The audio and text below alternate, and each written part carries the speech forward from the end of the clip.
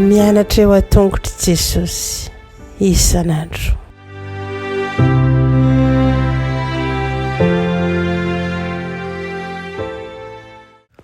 Faly miarabantsika tsirairay avy-indray amin'ity alatsinainy fa 14 volana aogositra ty tonga amin'ny lesona ho an'ny lehibe indray sika amin'ny anio ka dia manasanao naraka izany hatramin'ny farany vavaka sika. Dia Andriamanitra tsara eny anjin-danitra mbola fifaliana ho anay mandrakariva ny mandray ny teninao anio. Tompo miasa ao mandrakariva ao aminay ary mangataka aminao mba amboly zava-tsoa mandrakariva fa tena mitady anao zay. Inefitra izay mampisaraka anay aminao Tompo dia mangataka aminao zay mba ho foananao ary tsy hanana anjara aminay izy ireny, indrindra ny asan'ny ratsy. Ireo izay manenjika anay ihany koa dia aoka izay ho aminao ary ho ianao hoe zanako sy ny asan'ny tanana dia aoka ho adidiko ihany. Aoka ho adidinao zay Tompo ary eo ambany fiarovanao hatrany. Aminaran'i Jesosy, amen. Lohateny lesona antsika androany dia manao hoe fitafiana vaovao tanteraka. Fitafiana vaovao tanteraka. Inona ilay hevitra manan-danja izay lazain'i Paoly ampitahina amin'ny mpiaino azy eo amin'ny rehefa merina ny tantaran'ny fiovampony-izy ireo izy. Eo am-panolotsoritana manko Paoly ny fiainan'izy ireo fahiny. Izany fiainana jentilisa izany dia tsy nilaza mihitsy Paoly hoe tsy mba toy izany ny ainanareo momba ny Kristy, fa izy hoe tsy mba toy izany no nianaranareo an'i Kristy. Amin'ny Efesiana 4:4 zany.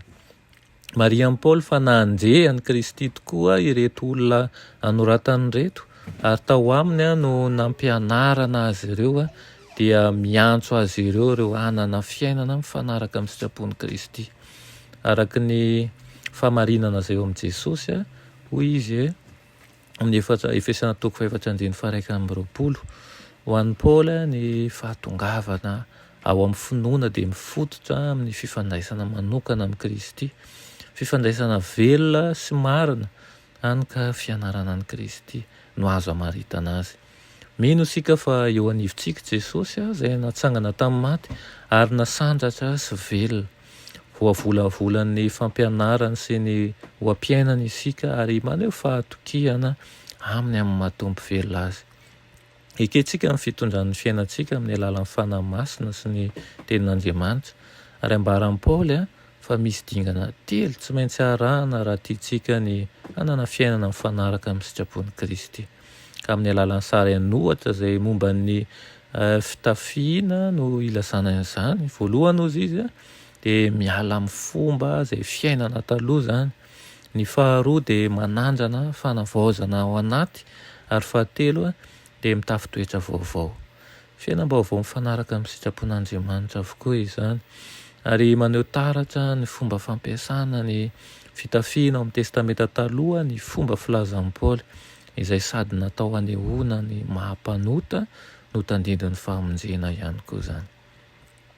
Tamin'ny andro fahiny ny olona dia nanao atin'akanjo lava hatreo amin'ny lohalika sy akanjo na kapoty ivelany no fiarovana amin'ny masoandro. Toy izany koa ny vehivavy nanao atin'akanjo sy akanjo lava. Dia ny kolontsaina hita amin'ny Baiboly dia izay miaro ny aina zany. Tsy fahita matetika ny sy lafo vidy ny fitafiana tamin'izany ary tehiriziny ela ohatra. Tsy nazatra ny fananana maro karazana amin'izy ireny ary nanambarany maha izy azy sy ny toerana tanan'ny olona mitafy azy ny akanjo. Ny fisoloana akanjo na ny fanakalozana izany amin'ny akanjo hafa dia sady tsy nahazatra no nanambara toe-java mitranga lehibe ihany koa. Tsy toy ny tranga maivan-danja fahita amin'ny kolontsaina maro ankehitriny anefa izany. Ho an'i Paoly ny fiovam-piainana raha fihezina dia tokony hiarihary sahala amin'ny fanoloana akanjo zany tao anatin'ny tolokevitry ny 300 voalohany. Raha fahezitsika izay lesona anio izay ilay mikasika an'ilay fitahiana vaovao tanteraka dia asaina tokoa isika mba hampiatra an'izay fiovam-piainana antsika izay ho tahaka an'izay lazain'i Paoly zany hoe miharihary sahala amin'ny fanoloana akanjo. Izany hoe mitafy ny tafy an'i Kristy antsika izao ary mandeha tahaka an'izay nandehanany ihany koa mandeha manaraka ny toromarika rehetra zay omeny. Rehefa afaka tsika, misaotra anao zay ray hony amin'izany lesona menao anay ny izany eny eo.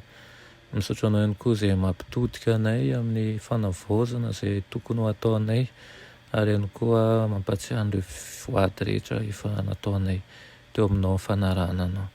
Gataka aminao zay mba ampahery anay amin'ny fomba manokana, entinay mantanteraka an'izy ireny ka tianay mba ny fiainanay tsirairay avy zao dia ho tsaratry ny fitiavanao sy ny antom-pisinay eo aminao, ary ihany koa tianay aseho amin'ny tontolo rehetra misy anay fa Andriamanitra. Be fitiavana tokoa ianao ary tsy izay ireny ihany fa manome famonjena ho an'ny hafa. Tononona sy angatana amin'ny anaran'i Jesosy. Amen.